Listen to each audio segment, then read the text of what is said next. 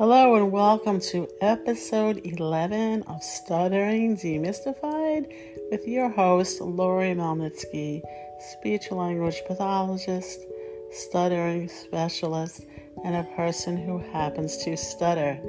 In this episode, I wanted to talk to you about understanding avoidance with people who stutter and what that means.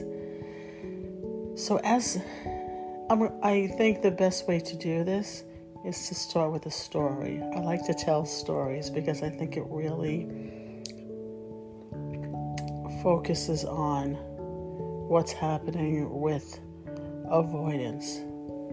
So imagine that you're invited to a birthday party and you have a rash on your face that you don't want anyone seeing, but it's like right by your ear.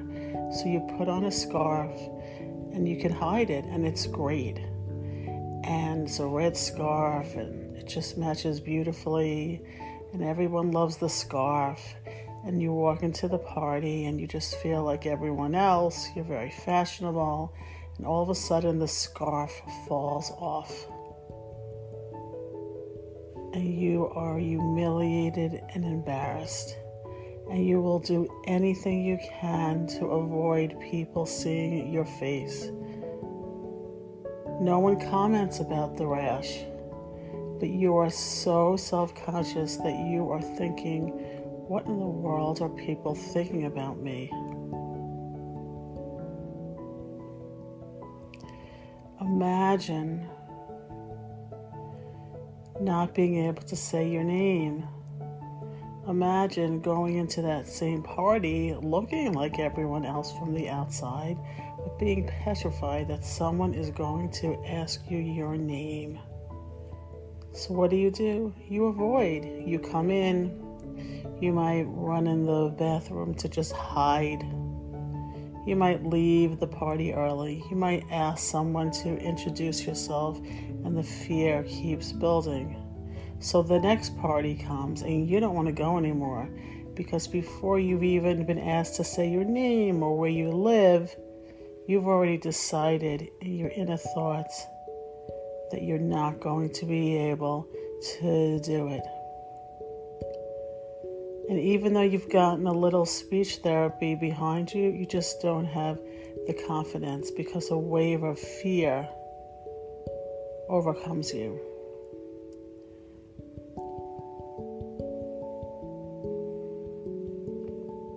Imagine the child or the young adult who's in college who gets extended time because maybe they have ADHD.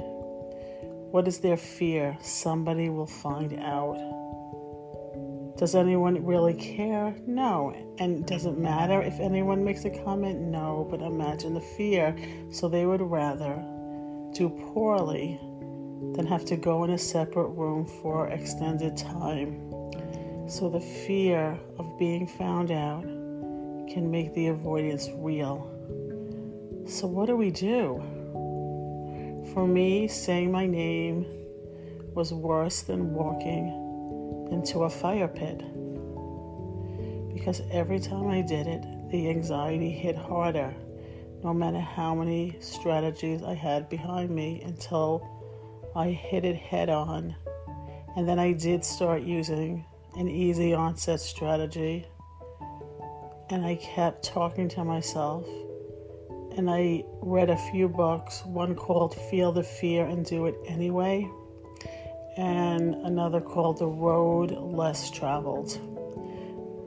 I know you can get them both on Amazon. Feel the Fear and Do It Anyway is by Susan Jeffers. I highly recommend it. What to do when you talk to yourself. What to do when you talk to yourself. So I just corrected that. But when I was younger, I would not have corrected it, because I would have said, oh, I hit that T sound hard. Oh my God, everyone else notices. What am I going to do? This is terrible. I'm a moron. I mean, the thoughts would have gone nuts. It would have just gone around and around in my head until it never stopped. So fear has to be hit head on to knock down the anticipatory struggle. Talking to yourself has to be incorporated, because otherwise negativity crawls in and we start to tell ourselves what we can't do or we cannot. So I just wanted to share this with you because I think it's very important with stuttering as people get older. We have to surround ourselves with positivity, not the judgment of the world. So we have to say, I can do it. I know I can do it. I can say my name. It doesn't matter what people think, and it has to be done over and over again. It has to be done by walking into a Starbucks and saying our name. It has to be done with, if it's your turn to call for reservations, you say your name. If you're ordering food, you order food, and it might be hard the first 80 times, but eventually it'll get easier.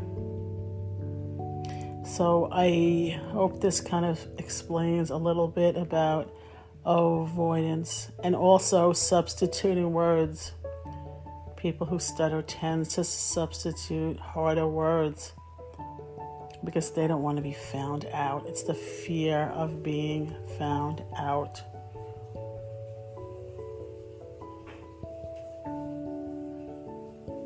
As I'm talking to you, my husband actually walked in the room, and there was a time I would have never recorded this with him here, even though he's the most non-judgmental person I know. But even to have my husband hear me, it was embarrassing. But it's gotten much better. So I hope this kind of gives you a little bit more information on avoidance and fear. Again, this is Lori Melnitsky. Thank you for joining.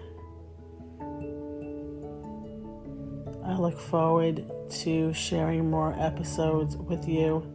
I'm going to share my link for my stuttering school-age boot camp for speech-language pathologists and the free masterclass, which will be out March 10th at 10 a.m. Thank you for joining.